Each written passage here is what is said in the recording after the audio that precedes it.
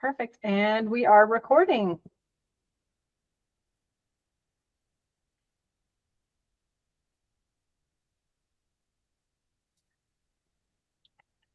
Great, Ricky, you want to go ahead and get us started? We can't hear you. You're muted. Sorry. Good Lord. That's a great start. Hey. Hello, everyone. Welcome to the Accessibility Book Club. We're here to talk this month about the book Accessible Communications, and we have the two authors here with us. Let's get straight into it. Lisa and Matisse, thank you very much for joining us today. And I'd like to first of all congratulate you on the book. It is a fantastic book. I enjoyed it immensely, and I think it is a very considerable achievement. Perhaps we can start by just asking you to give us a little bit of background on who you are, what you do, and how you came to be working on this project. Perhaps we'll start with you, Lisa. Sure. Hi, everybody. Thank you so much for having me here. It's lovely. It's interesting, actually. This isn't answering the question, but like actually hanging out with people who have read the book is quite it's interesting putting it out there. So I am an independent communications and digital workplace person. I tend to work in and around intranet projects and help organisations improve the way they talk to their employees, to their customers.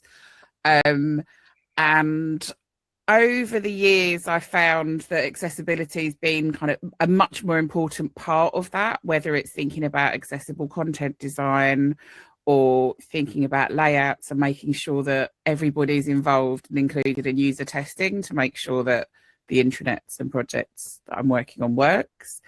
And back in 2022, I went to the IABC World Conference in New York, the International Association of Business Communicators.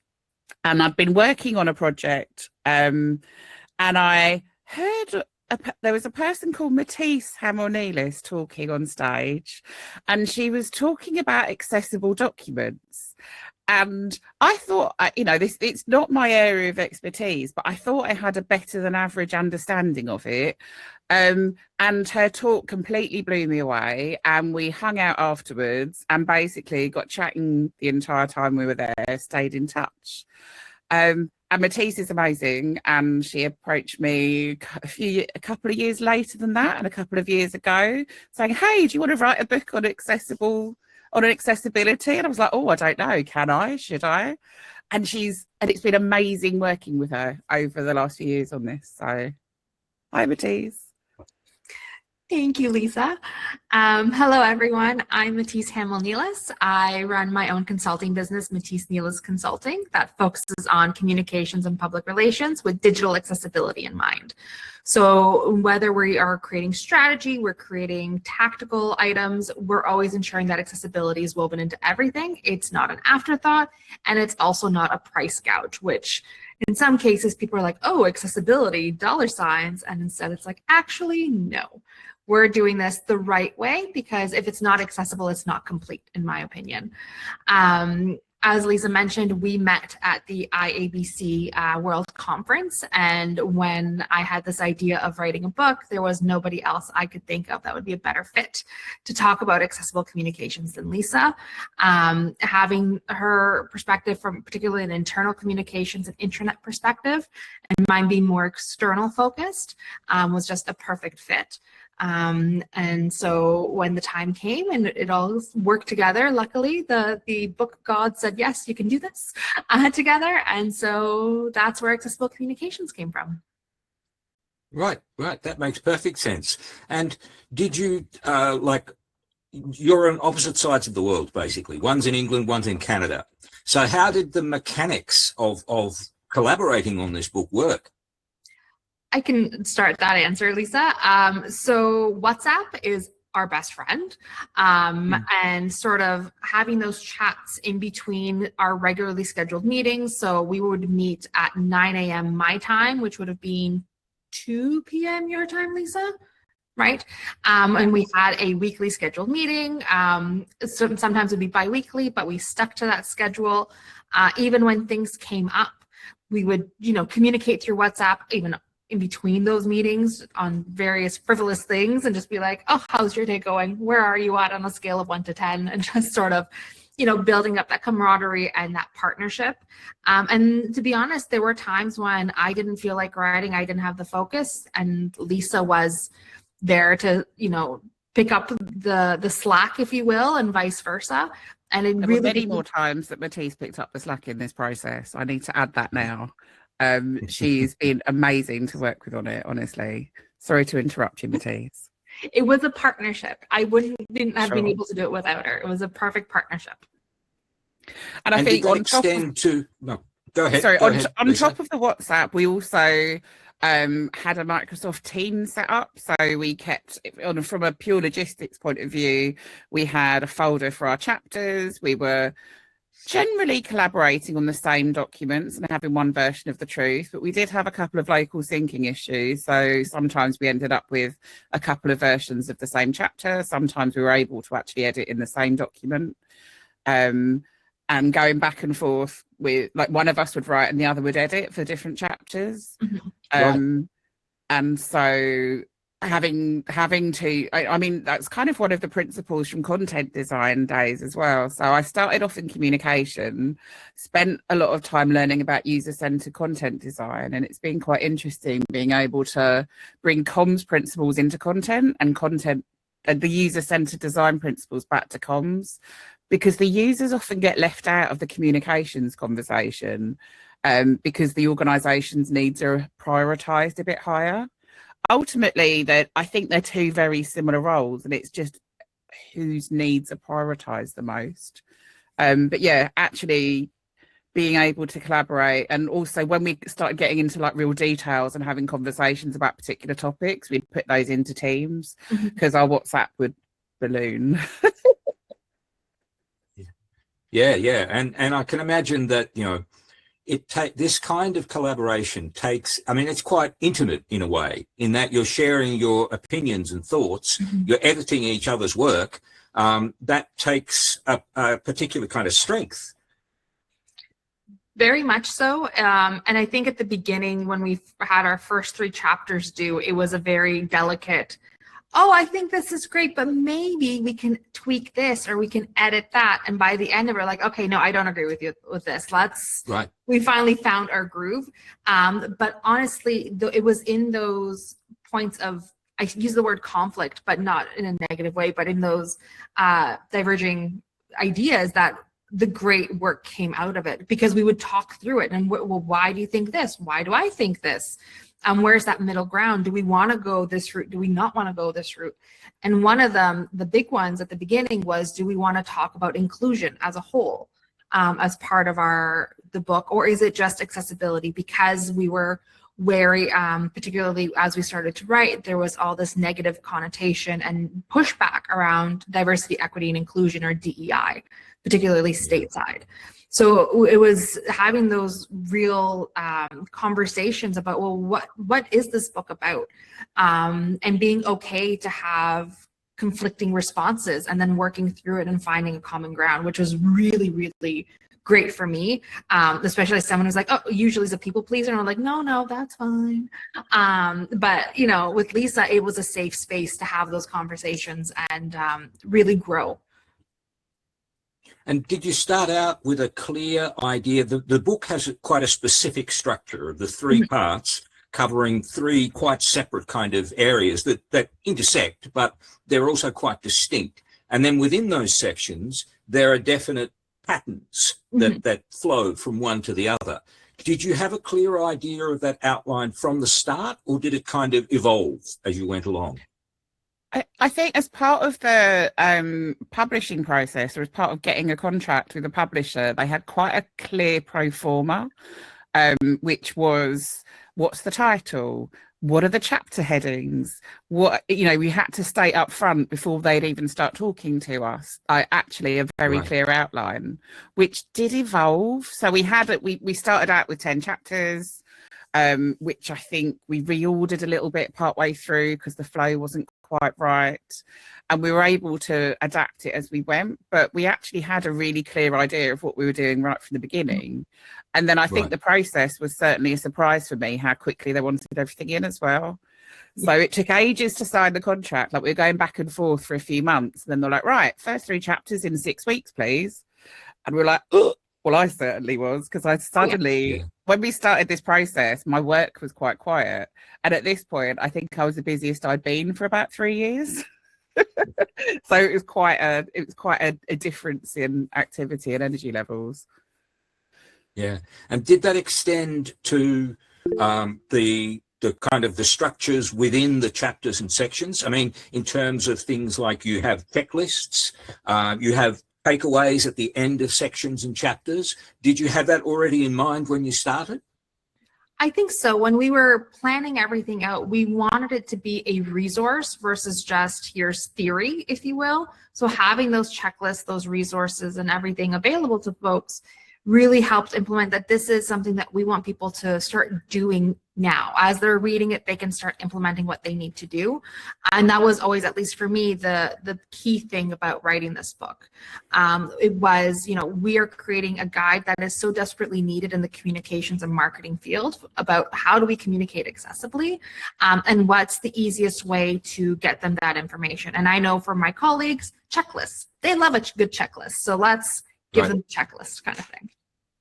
Yep. No, that makes sense. And that kind of leads me to who you wrote the book for. I work as a digital accessibility professional. I write a lot of guidance for other accessibility engineers. And this seems like a perfect book to give to accessibility engineers, let alone anybody who works in the communications field. So it has a very broad application, but you had a fairly specific audience in mind? This was one of the things that we went back and forth with the publisher about. And also, as a communications professional, you're always told your book can't be for everybody. It's got to have a particular audience. This isn't for everyone. But what we tried to do with the book is write it in a way that there will be something for everyone in it. Some of the chapters might be less relevant for you in your role, but, the primary audience, I'd say, is for people who work in communications, but not saying that everybody is a communications professional. But if you have to write emails, if you do presentations, if you're updating social media on for your business, we're all content creators now at some point in our day jobs, like if you work at a desk, certainly. And I think it's for anyone who needs to communicate professionally. Is where we saw it, but trying to get that pitch landed was quite challenging. Yeah.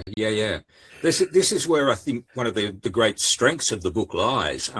When I say that I would recommend this to accessibility engineers, it's because we tend to focus on WCAG, on Section 508, on legislative requirements, on rules and tests, and we often forget that it's beyond web content and app content, that it's basically all content. And this book places that in really good context. I mean, I think a lot of accessibility engineers can give a bit of thought to how to make Word documents accessible, how to make spreadsheets accessible, because they encounter them in their work. But it's not always easy to apply those technical standards to those documents. And this is where I think one of the great strengths of the book is that it's very practically focused on those different formats of communication. And I congratulate you on doing that, because it's not easy to kind of step beyond technical requirements to focus on practical outcomes. And that's clearly something that was deliberate in this book, yes? Very much so, yes. Yes, as we were going through it, like I said, it was more, we can go into the theory of, or the nuances of the criterion of WCAG, or we can say, this is how you can meet the criteria and here are practical applications on how to do it. And from a communications and marketing standpoint, the people who work in this field want that. They want, okay, I know I need to do this, but how do I do this? And Lisa and I have had this conversation time after time, where there's all this legislation put into place of what we need to do to be accessible, and which is great, and don't get me wrong, it needs to be there. However, we're not taught how to do it. Right. And so there's this disconnect of like, this is what you're legally required to do. However, on the other hand, it's like, I get that I need to do this. I don't know how to do this. What can we do? And so that was sort of that stepping stone for the book to provide that insight on, okay, this is how you actually do it. And I think there's also something there where I've spoken to people and they're like, this is the first time I've heard of this, Lisa. What are you talking about? Like, even as it's not included in design curriculums, unless you've been taught by Matisse, it's probably not in your marketing communications curriculum. Like, if you've been taught graphic design, you might have an idea about color contrast, but not necessarily in terms of an accessible contrast. It might be, well, these are complementary colors and these ones are a bit similar to each other. You know, there's lots of color theory out there, but so much of the time, and particularly now we're all where we've got tools that make design so much easier, we're not necessarily getting graphic designers to do our design work. We're using things like Canva or even doing stuff in PowerPoint, and understanding that those tools have accessibility checkers put in is like, even knowing there's an awareness level to know that they exist, let alone how to use them and then what their limitations are. And I've spoken to people throughout the process of this who are all different levels of that, from I don't know what alt text is, can you explain that, to, you know, I thought I was doing a great job here and actually I feel like I've turned into, my screenshots folder is appalling at the moment. It's full of terribly inaccessible social media graphics. Because people who you think would know better are putting stuff out there and they don't know better, and that's not necessarily their fault either. So what we're trying to do is help people without blaming them for their lack of knowledge in this. Yes. And I think that's another great aspect of the book, is that as well as describing very well what to do, you manage to convey why to do it. And it's not a matter of because the law says so, it's because it's practical, it's best practice rather than conformance oriented. And that's a great strength of the book. And what I find really remarkable is that it's not a long book. It's 320 odd pages, and yet it has packed in all this stuff that is very practically oriented, and it's all very readable at the same time. It's I personally think it's quite a remarkable achievement. One of the things I noticed as well is that there is almost an academic aspect to it, in that you extensively footnote and lots of references. Was that a deliberate strategy? That was part of proving what we were saying was true, and definitely came from Kogan Page, our publisher, requiring that. It wasn't just us saying, well, this is the right thing to do and we believe it so, but rather this is what others have also said, and this is what the industry standard is, and this is how we actually are accessible. It's not just two people who at a conference decided, hey, a couple of years later, let's write a book. It's backed by actual fact and research and information that we've gathered that have become our best practices because it's the accessible way of doing it. But yes, that was also very tedious for us as we were going through, like, oh, we know this is correct. Now let's go find the thing that tells us that we're right. And I think citing your sources is so important. I've read books that don't do it, and they present information like the author's the first person to have thought of this, or like this must be common wisdom. But the common wisdom has to come from somewhere. And I think presenting something as your own information rather than where you got it from is can come across as a little bit disingenuous. Of course. Yeah. Can I Crystal. jump in real quick? Yes, thank you. Sorry, I'm dying, you guys. It's exactly what I wanted to know most about the book. So all of the references. Now, how did you guys pick out the reputable sources versus stuff that's just on the internet, right? Because there's a difference. When I'm looking, like I'm researching, let's say ChatGPT, and it gives me these resources, you know what I mean? I'm like, are these reputable sources or not? How did you guys distinguish what was reputable or not? And you guys do have a lot of references. How did you organize all of that? So the references, it was great in Microsoft Word that we were able to add footnotes to everything. So as we were going through, we knew what needed to be footnoted and just sort of tag it and go that way. In terms of finding the references and what is reputable, we had conversations all the time about, okay, so I found this, is this the best resource? Or maybe we found an article or a post that said what we were looking for, but it was citing somebody else who was citing somebody else. So doing that whole breadcrumb, if you will, to get to where we needed to be.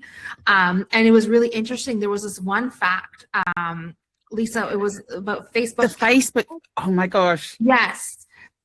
You tell this widely cited statistic, and I can't remember what it is now because it's my brain's gone to mush, about the percentage of people who watch Facebook videos without audio on, and that everyone goes back to this one guy's blog. Yeah. Like, I think it was from like a very, very small study, a very specific period in time, but every single reference to that statistic on the internet goes back to this one guy.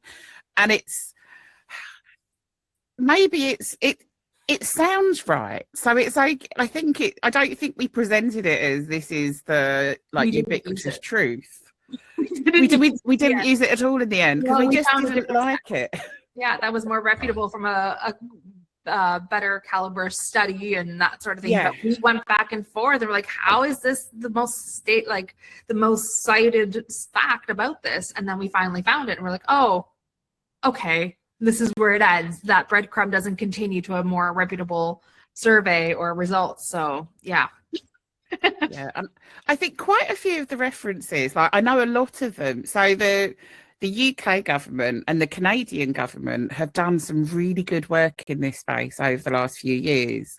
Like over in the UK, because of the 2018 public sector accessibility regulations, there was a real panic about it in the public sector sort of 9 or 10 years ago as people realised that they needed to deal with this. But actually the government digital service had already been like championing user-centred design for quite a time before that. So that was a great starting point for us. The Canadian government is a great starting point. There's kind of international charities and charitable NGOs that have really good quality resources around this already, plus people that we've both worked with over the years who we know what they're talking about. And you know, and things like the organisation like the Nielsen Norman Group is a great example of they've done really robust research and done user testing over many years. Jacob Nielsen has had some interesting views online recently, and it's not something that we've not been pointing to any of that. But the group as a whole has had some really valuable, like well-regarded research in the area. Yeah, I agree. Does that answer your question, Crystal? I agree with that. That's a thing that I run into a lot as well in terms of finding reputable sources of information. And that Nielsen Norman Group is a good example of, as a whole, they're terrific and their research is great. That doesn't mean that certain individuals can't say things that are like, what? Did you really mean that? You know, and there is interpretation there. I think in what Jacob Nielsen said was, you know, intended to provoke to a certain extent and make people think. And that also leads me to those comments that you just made about the international nature of what you do here. A lot of books that focus on accessibility and accessible communications tend to be quite geographically centered, so that they have a very American flavor or a very British flavor. But you've managed to give it an international flavor. Some of that is just like giving references to the legislation that's appropriate in. Mostly people refer to American legislation, some Canadian legislation, the EU, and don't talk about Japan or Ireland or Australia. And you're bringing those in, gives it a very international flavor and a kind of a, what I can only describe as like a secular flavor. It's not restricted to any particular country because the formats and the software that we're dealing with isn't applicable to any particular country. We all use Microsoft Word. We all use spreadsheets.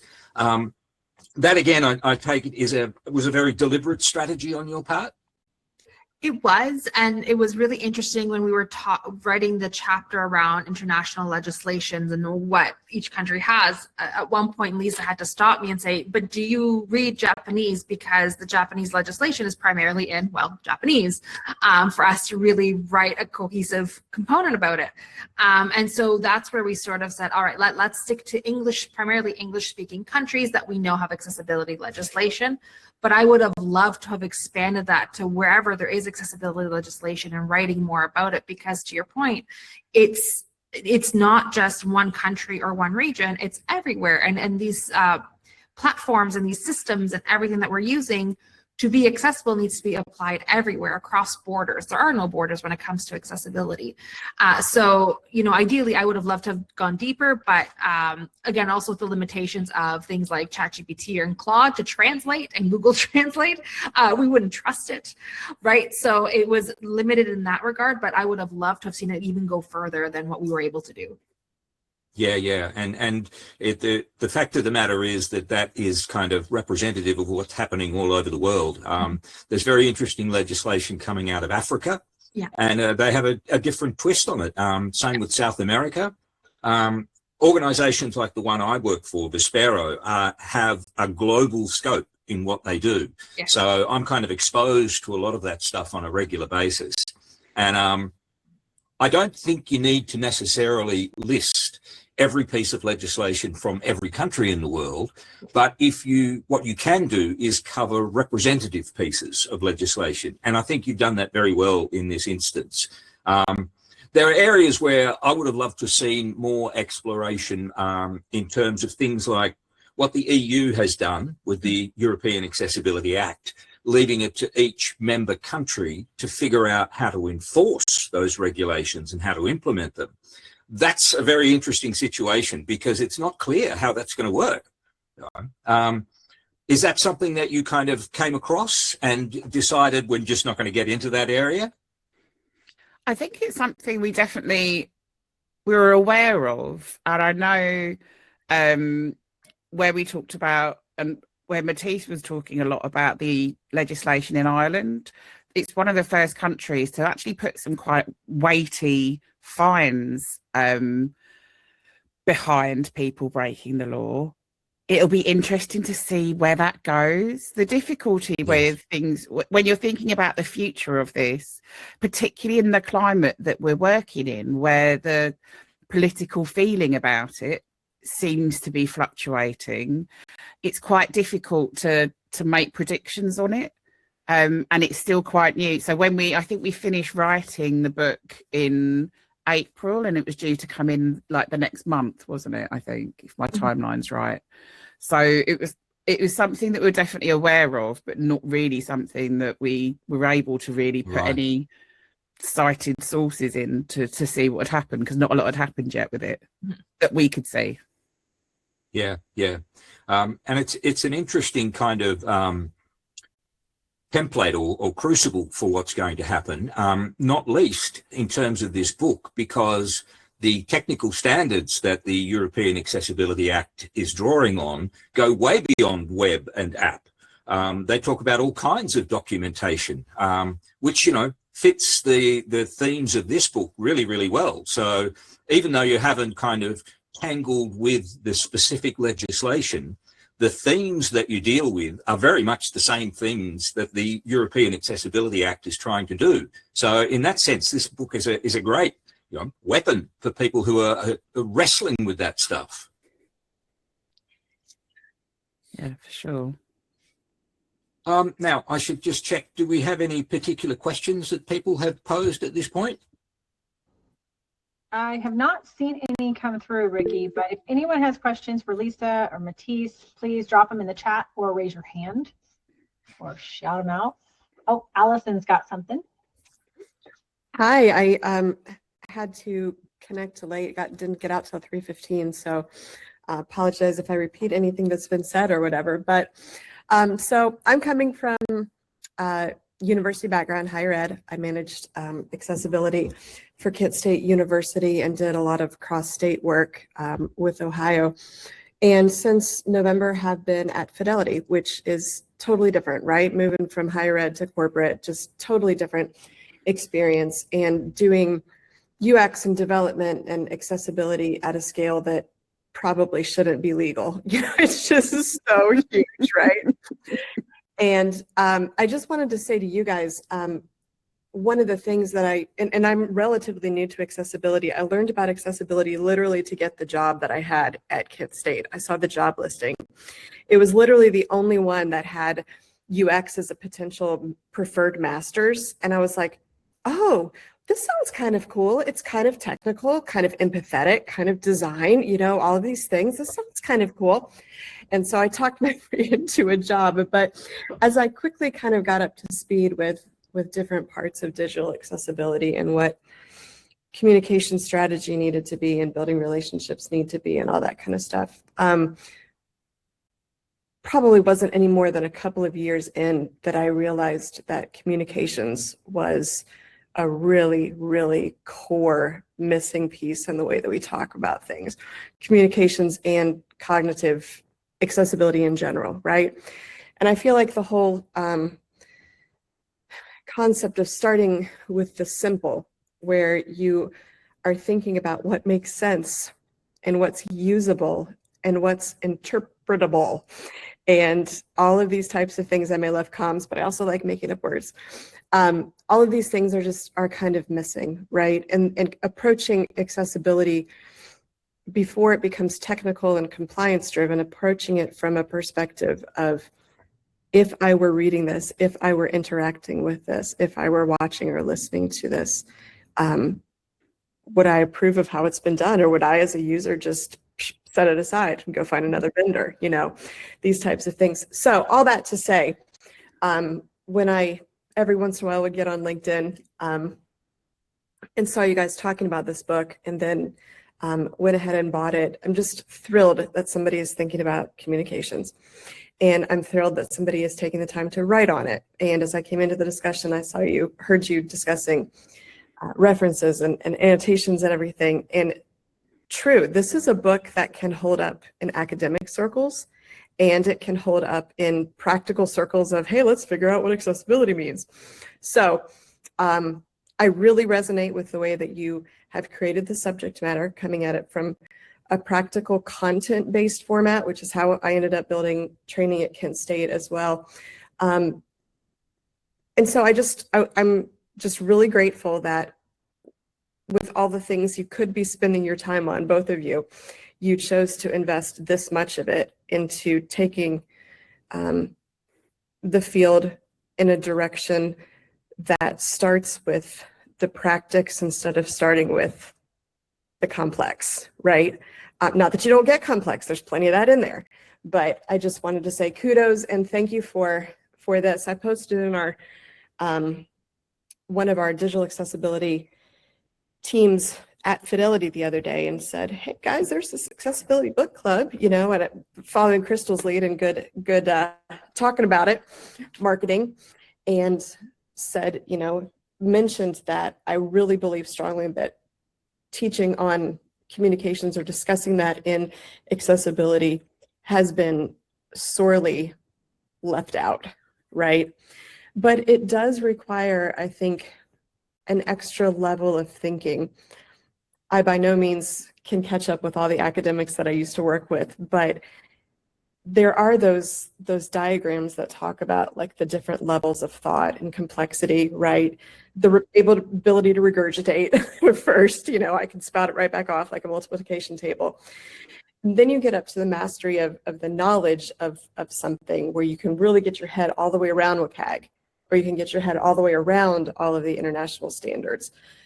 But then to be able to weave together what you've seen and experienced as you've taught and practiced accessibility with what you've seen and experienced on where the world's moving legally and compliance oriented, with the available resources that are out there, and say what's missing and then write towards that.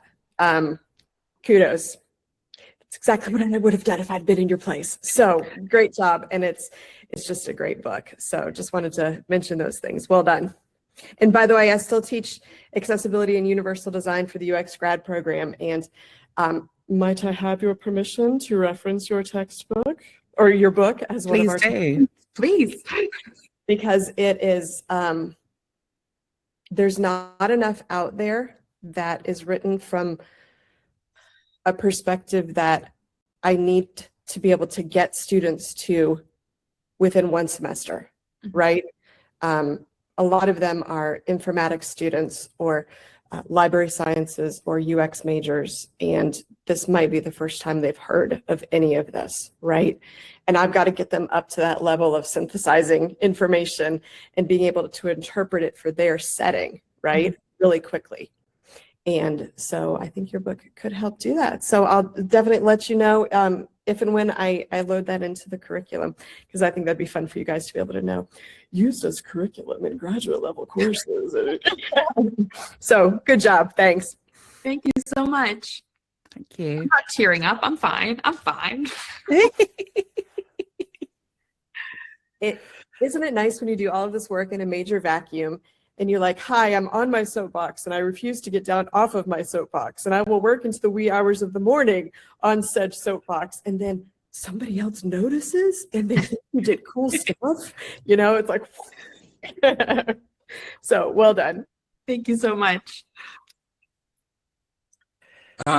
Roseanne, you have your hand up. I do indeed. Hi. So my name is Roisin McGuire, and my company is called Seedling Learning, and we produce educational materials for the K-12 market. So we're based in Northern Ireland, so we serve publishers in Ireland, UK, and also the US. So we're trying to keep tabs on the EU policy, the UK policy, the Ireland policy, and the US policy. And it was sort of this time last year when all of these things were beginning to converge.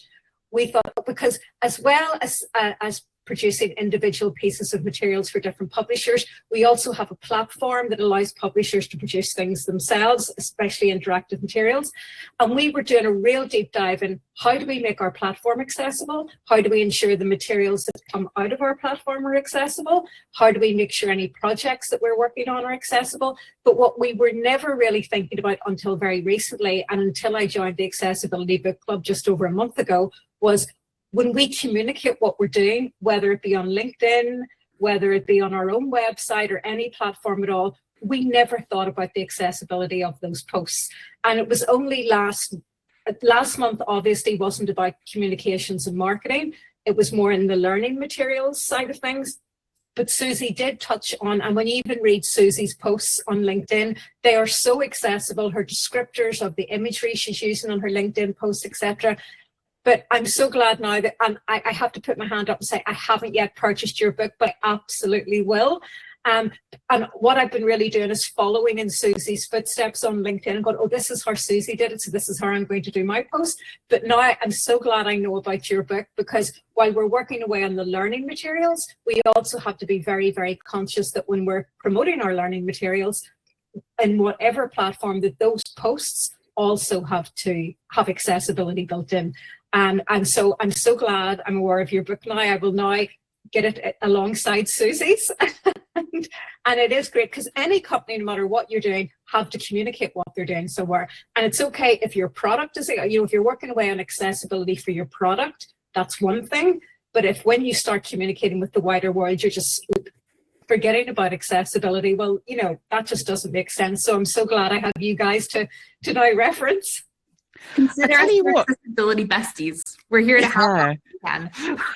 Something that I found was quite interesting doing the research for this as well is that I had no idea that the legislation in Northern Ireland isn't the same as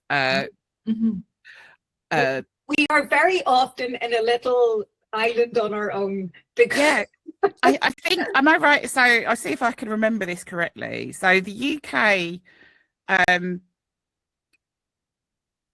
Northern Ireland evolved the legislation, so you don't have the Equality Act, but you do have the Disability Discrimination Act. Exactly. Which I found baffling because that's like a weird...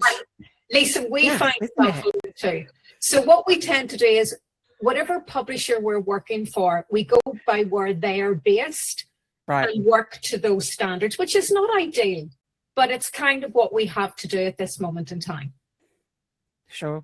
But the one unifying thing is, no matter what minutiae of detail of legislation you're following, it's all sort of working towards the one thing, which is making, well, for us, it's learning materials. So it's making sure learning, and the thing that Susie kept going back to last week is, you know, if you make your materials accessible for anyone with access needs, you're upping the quality of those materials for all learners.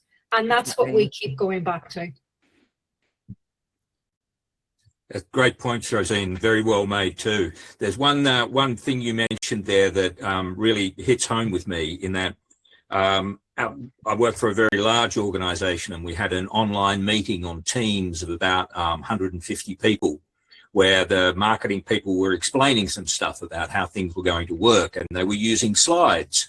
And as soon as they put up the slides, there's a certain percentage of our people who are blind. Yes. And they said, I have no idea what's in those slides, and that's within an accessibility company. Mm-hmm.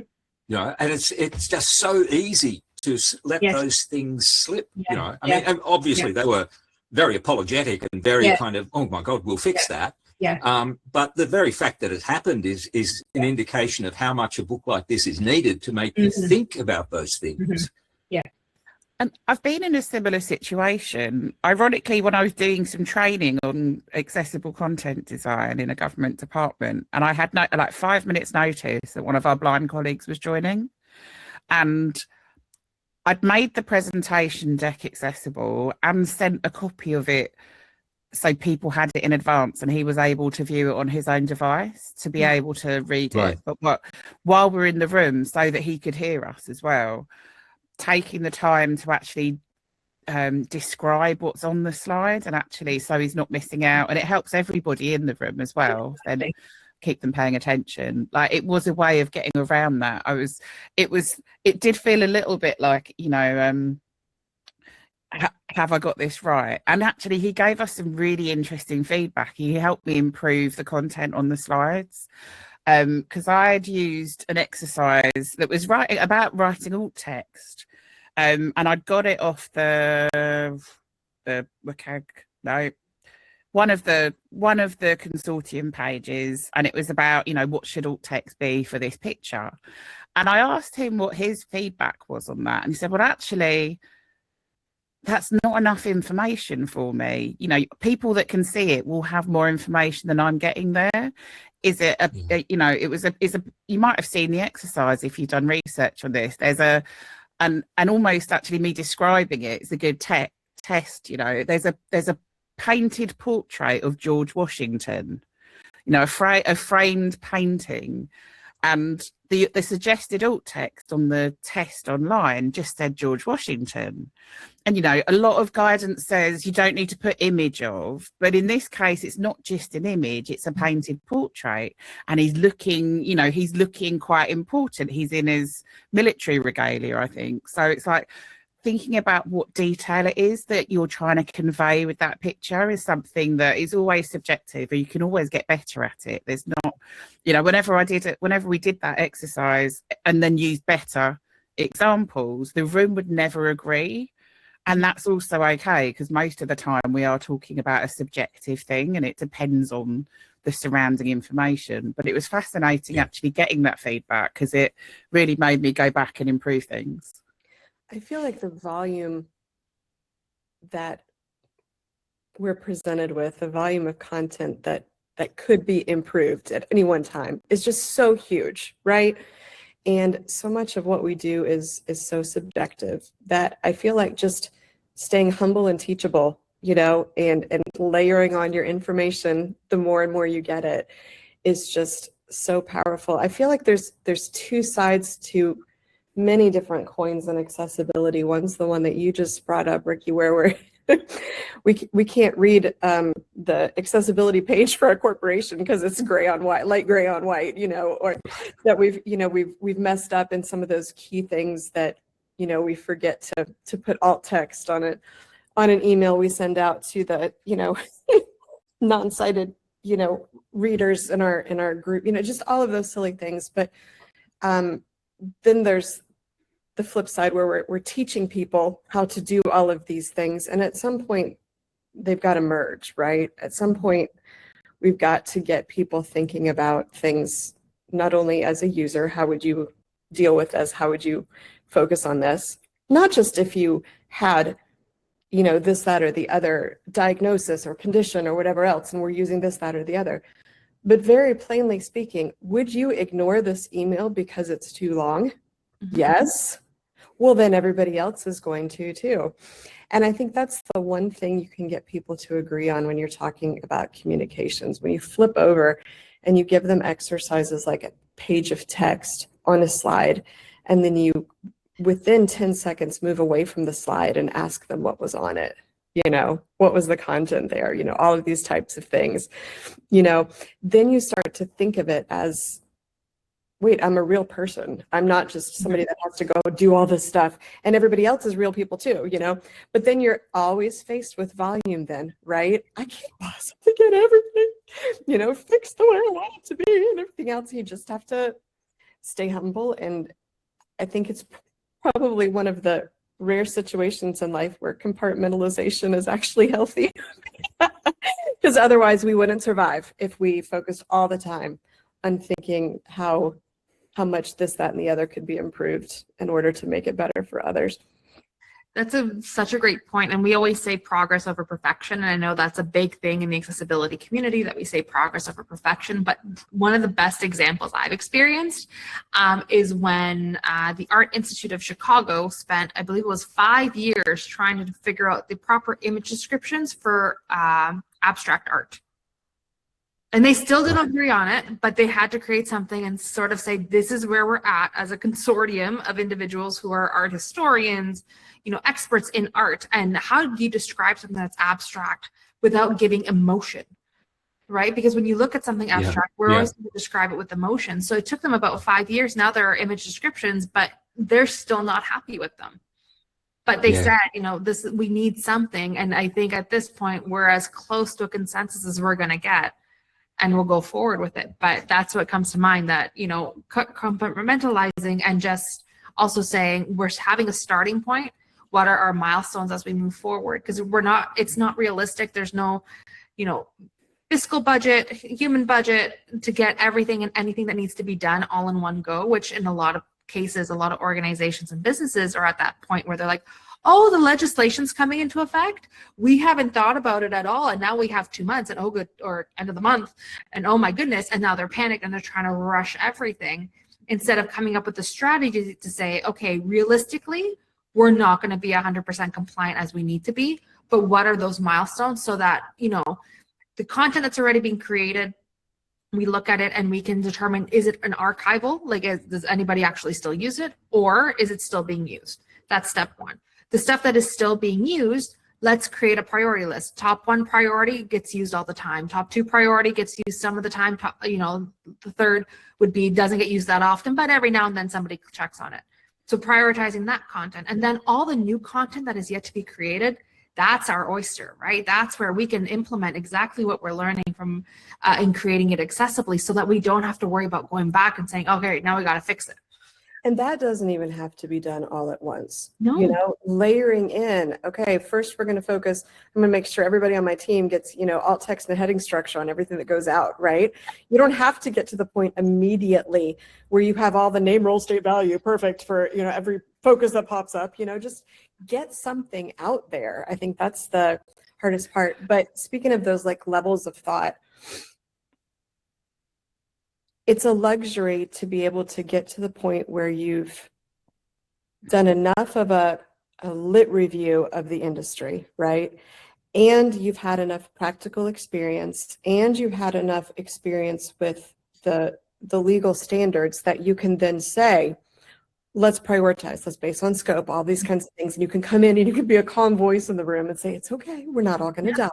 We may from other reasons, but it's not going to be from this, you know, and that is a luxury, right? Because expecting the average person who is managing some sort of an effort and has never heard of any of this stuff, expecting them to be able to think logically without panic is impossible. And I do consider that one of our I think, strongest roles is to lower the level of panic in the room, whatever room we're in, you know? Yeah, yeah.